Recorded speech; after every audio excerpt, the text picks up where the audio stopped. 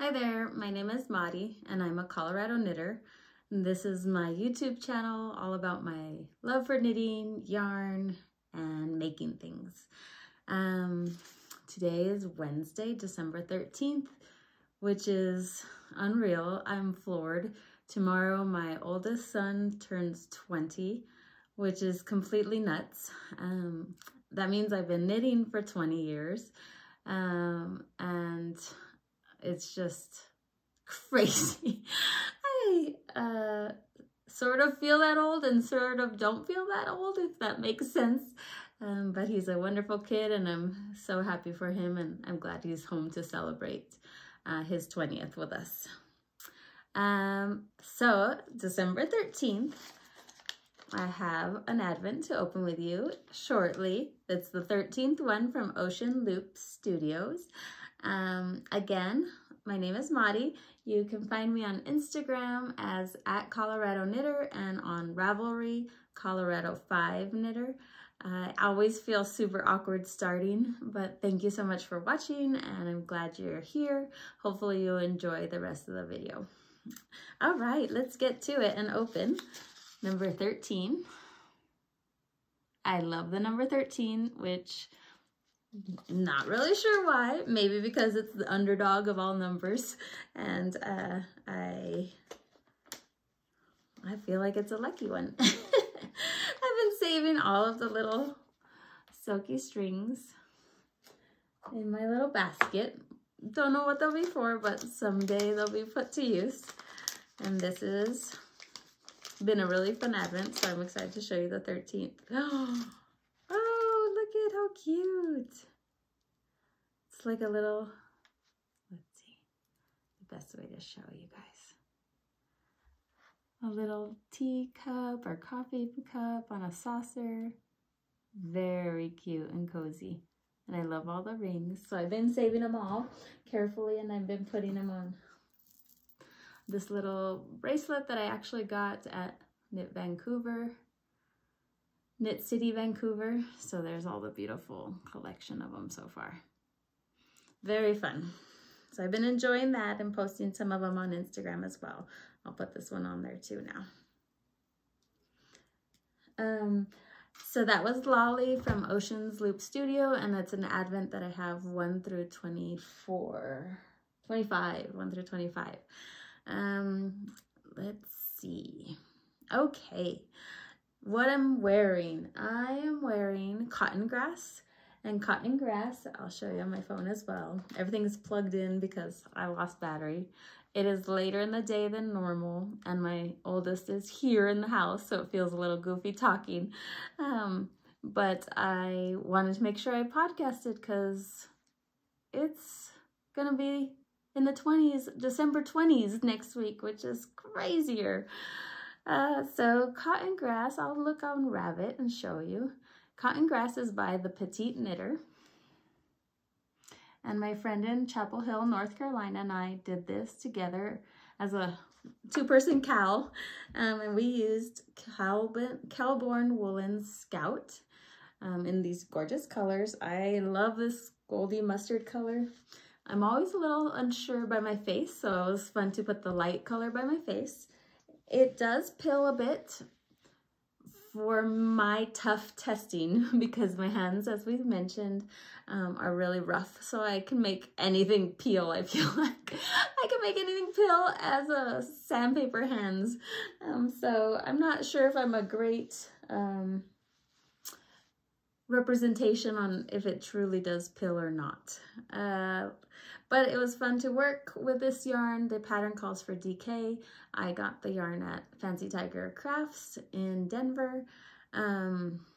Great colors, great pattern. It is a colorwork yoke, circular yoke pattern that don't fit me well. And that has nothing to do negatively towards the designer. It is just my body and what my preferences are on sweater fit. So as we mentioned in past videos, I do, as I just did this, I I don't like it too much when a sweater lifts up completely when I'm wearing it, or when I move my arms, or when I clean the house, or when I pick up socks from the sofa, things like that. Just normal day to day. Well, I want it to be comfy, and it always moves and kind of bugs me. So I do have it tucked into my pants, but it still moves. So I don't wear this very often, and it's gorgeous. Gorgeous, was super fun to knit, all the things. But I think I prefer a raglan or contiguous shoulder seaming, which is somewhat like a saddle shoulder that then goes into a raglan. I'm just learning this about myself and what I prefer to wear. And I have to say, in the past, I didn't care about wearing my knits. I just wanted to knit them. But now I feel like I'm getting more interested in wearing them and wanting to really use them to their fullest, which is a fun craft because you get to wear them and use them. Use what you make. Okay, finished objects this week. At first, I kind of thought I didn't have tons to show, but I do because of this Testnet. And I kind of forget that it's finished because I've been working on it so long, so it doesn't feel like anything new to show you. But I finished the Alicia Plummer's Stripy Flannel Pullover Testnet. It will be released around December 21st, so keep your eye out. It calls for DK weight. I used Knitting for Olive merino, held with a mohair, so you could see the fuzz. Now, her pattern design has options to stripe the entire thing, or this in her version is the light color, and then the waistband and the sleeve cuffs are the dark color. But I chose to do all navy because that's what navy is probably my comfort color, where I would wear that anytime with jeans. My son teases me that I'm always wearing blue and white stripes, but I love it. It has a raglan seam, or a raglan shaping, I should say, and it's not a very obvious, like it's not textured really. It just kind of works, and it's just beautiful raglan decreases, and it works really well with the stripes. But I will wear this a ton. It has been soaked. There was no bleeding. It was great. I'm super excited to wear this for you next time once it's released. My other modification I did on the sleeves and the hem, I did do the sewn tubular bind off, just my preferred bind off. It takes a while, but now that I kind of got it down, I like the result. And I don't really have to look it up anymore, so it's nice to just do it when you're ready to be done with an item that you're finally finished with. So that's wonderful. I definitely love the way the fabric is with the mohair and the merino held together. It's so soft, and it has great drape, so hopefully, like, I won't have this issue when I'm wearing it. It'll just hang correctly and feel good. It's going to be really warm, I think, too, with that combo. The next finished object is something I newly cast on since my last video, and it's the Stick Season Beanie. This is by Crea Bea, Rebecca Clow of the Crea Bea podcast, and she's on YouTube. And it has a beautiful textured top here that's also ribbing, so it's very stretchy. This is 2x2 rib here, and it's folded over. But what I love about it is that it's small, short on the crown, so it doesn't have the extra, and it just sits just perfectly snug.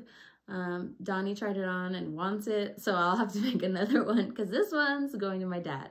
So I'm going to send this off today, which I'm excited to get it to him for Christmas. It was a last-minute decision to make another Christmas gift, but I'm really glad I did. The things I love about it are that it stretches from cuff to top, but it fits nice and snug, and that's probably a little bit to do with the yarn. I used Earthy Sock by the Explorer Knits, who is a Colorado yarn dyer. And Earthy Sock is a non-superwash base, non-superwash merino. and it's the one I have is fingering weight, so I held them double. But I love that there's teals and kind of some purples, but overall the yarn color has the visual of gray. But I really like it. I really like the color. I have a ton left to use it for a second hat, at least a second hat, and I will do that for Donnie. Now, as far as a gift knit, it is non-superwash. My parents are very good about not washing items too much, which is probably a problem our household has. We wash things too often and too much. I'm excited to send this off, so I'll send this off today. Now, one thing about the gauge, the needle size recommended is a 3 needle, and I did use that, but I did find that my gauge was about 20 stitches per 4 inches. Oh, that's not true. It was 22 stitches per 4 inches, and my goodness, I can hear my son, Gabe, getting the keys to the truck. Okay, gauge. The gauge for this hat is, the called for gauge is 20 stitches. I got 22 stitches on a 3 needle, but I like that it's snug, so hopefully it fits my dad and he's okay with it being snug as well. I feel like over time my hats just get big or loose shape, so maybe starting a little snugger is key. We'll see. I'll get a review from him, well, I'm sure, or I'll ask.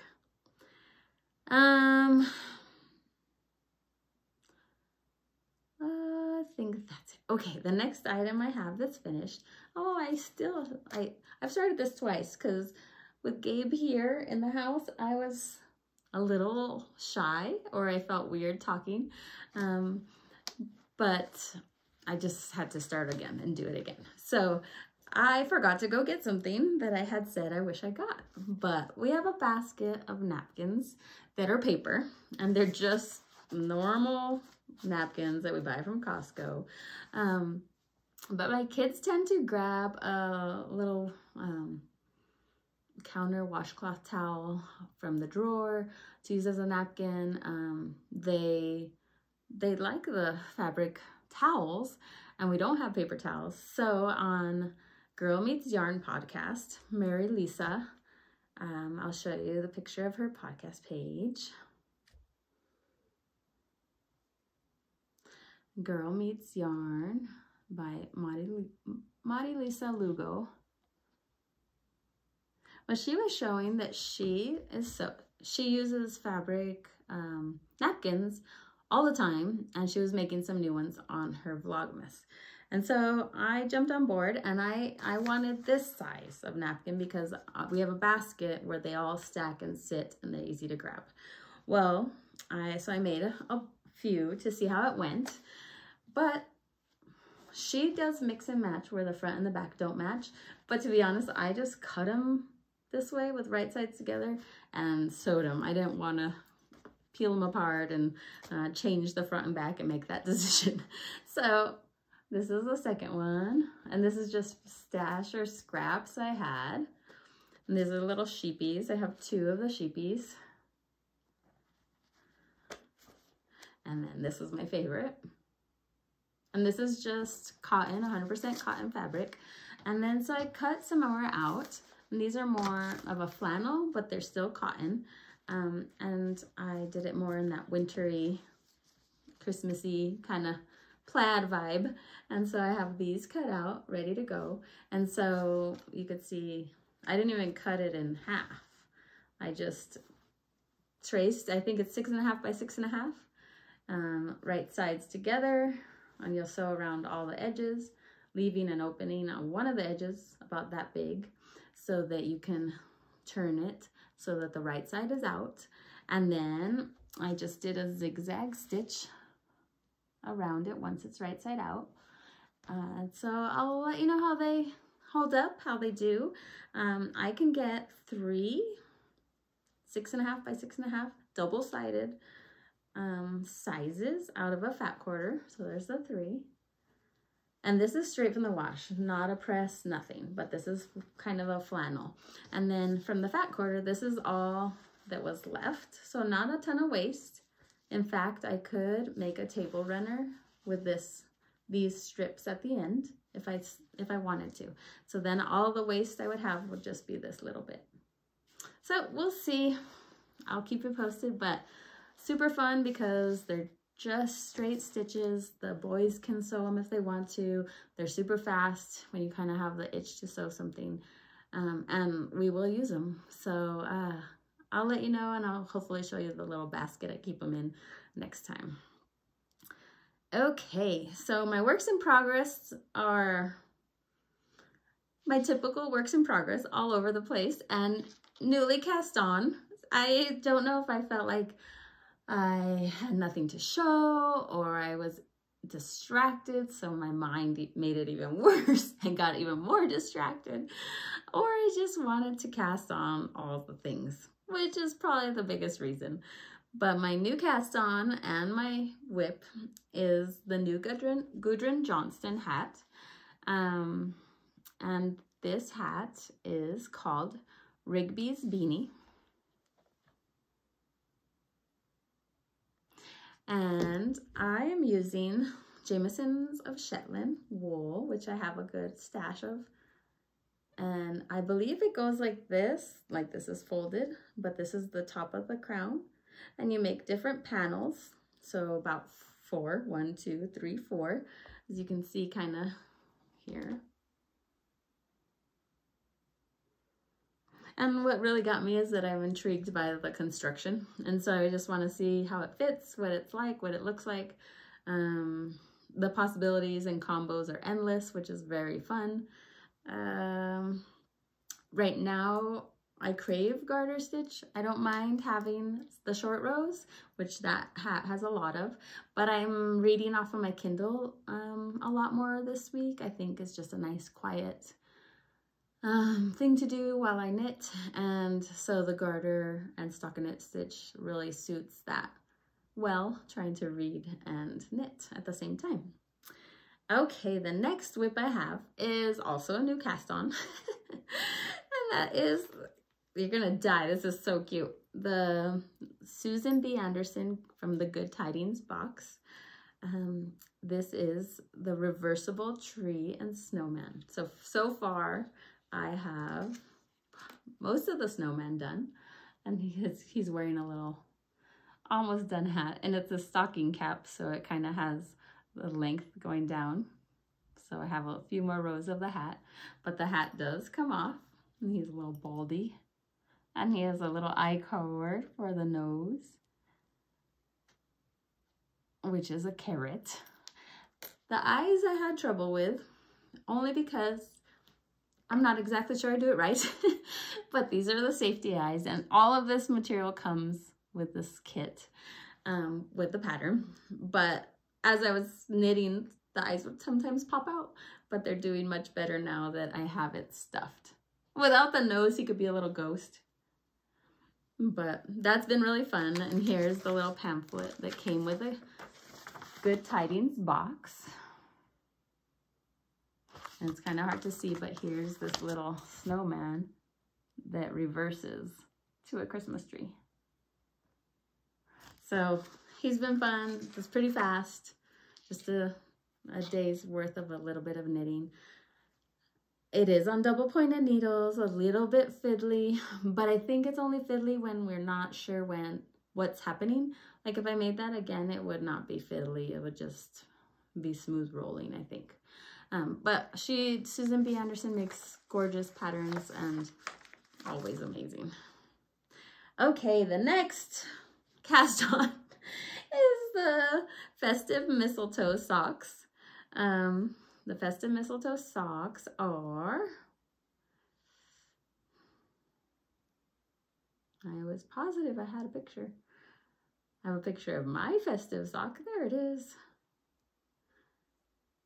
Festive Mistletoe socks. And this is the kit I got from Knitworthy Yarn shop in Chapel Hill. It's an online yarn shop, and I'm using Amble yarn from the Fiber Company. and it's amazing yarn.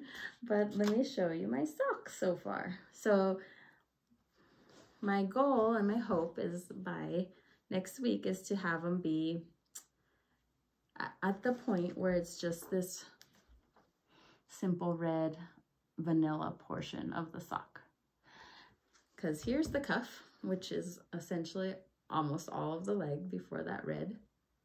And it's, the hands strike again, but it is not bleeding. The yarn does not bleed, but it's my fingers have made the red fuzz kind of seep into that white. But I think over time wearing them, it'll just be all normal, where the white will be very white. It just looks pink because of my hands created that fuzz. But it's fun, it's great. This yarn is phenomenal. I have the second green cuff going because the color work on this is with a 2 needle, US 2 9-inch circular needle. I always grin when I say 9-inch because I think of Ray from Needles at the Ready. But so I was able to stop the green, do the green cuff before I get anywhere near second sock syndrome. I didn't want a loner sock. So that's good. It's been going good. That yarn is gorgeous. I used 2.25 US 1 German twisted cast on for the cuffs, and then the color work I used a 2 needle and I didn't know if I would need the 3, but I tried it on and the 2 needle was fine in that color work. So I did write down that I wanted to talk about color dominance on this sock. I have a question for you guys. Do you tend to switch which color is dominant within a project? So for example, I was down here, so back here is mostly white, so I had the red or the green as the dominant color. But then when I went down here, I wanted to make sure the white popped, so I changed it to the white being dominant. But I was just curious to know if you guys change dominance. Do you even do color dominance? I knit color work with 2 hands, so the dominant color is in my left hand as a continental knitter. Anyways, it's the comfortable hand to have the tensioning yarn in. So the dominant color I always have in my left hand.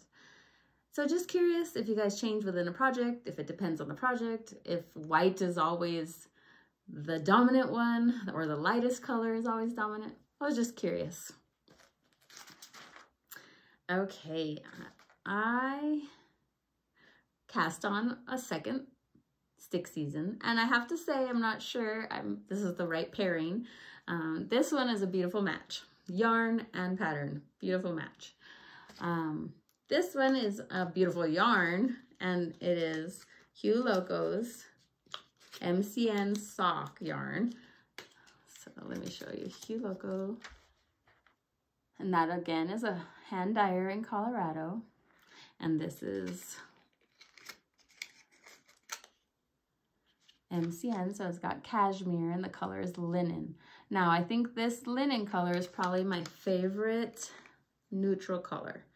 I have a little swatch here with it, so you can see it's a little warmer than my snowman color. It's just goes with everything. I don't know if I never know if neutrals go great with my skin, but I tend to like this linen color.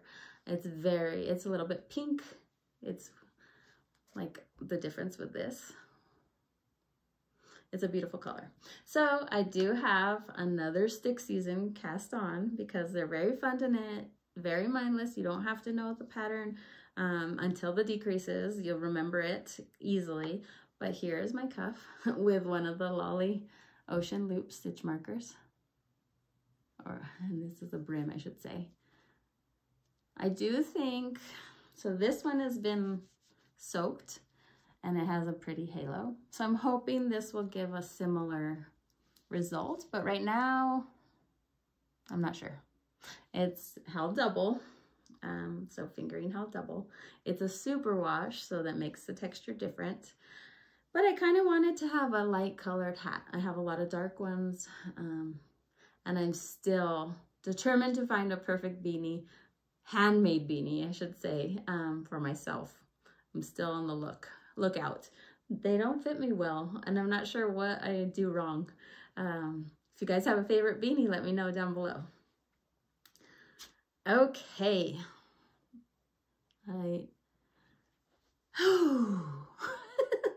The other thing I've loved watching, I enjoy Laura Penrose's Vlogmas. Penrose or Knits or Pickle Knits. I think Penrose Knits. But she has this new pattern out, the Stella quilt cushion. And when I pulled this out of my stash to look at the linen color, I thought it would make a beautiful cushion. Now, Hue Logo's a beautiful hand-dyed yarn, and as far as pricing goes, hand-dyed yarn is more expensive because it's more labor-intensive in some ways, and it's a private hand-dyed company that is making this beautiful yarn.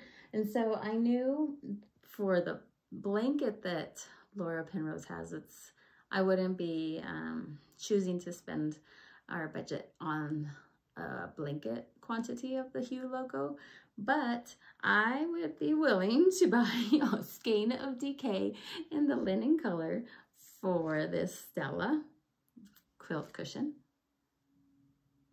because I have a bundle of really cute DK minis. So this is the first one I want to use. And I have the swatch, so your first square, if you can see there's a square in the pillow, is the 4x4 square, and you start with a square, but then you can measure it. And since it's a cushion and it's gonna go over the cushion, I wanted to make sure the gauge is on. So you measure your first square, and it's supposed to be about 4 inches. Now I'm 4 1/4 all the way around. So I'm gonna go down a needle size for when I start the pillow. And this one is actually the 2 fingering held double, so I will use the DK straight without holding it double once I receive it. And I will use this blue at first, but look at this fun bundle. It's in a little kind of a yellowy bag, so let's see what's the best way to show you. I think the colors I'm gonna use are these, because it could be Christmassy, but I kind of want it out all year. So I feel like that would work in our Colorado home on a cushion. Hopefully that looks like something to you. But here's the other colors that are in the pouch. Let's see if I have the tag for you for these minis. And it's adorable. It's, I knew I had it at some point, but is it in the bag? No. They are from Lavender Loon, and it's a mini set she had. It's called Boho Christmas, and it is, it was on sale, and so I did get that bundle because I don't have DK minis. Don't need yarn, have plenty of fingering weight, but I wanted the simplicity of a super soft DK to use. But here is 12 Days of Boho Christmas. And I thought it worked all year versus just Christmas. So we'll see how it goes. It was fun to knit this square. It's just short rows and garter stitch, and it feels so squishy and soft.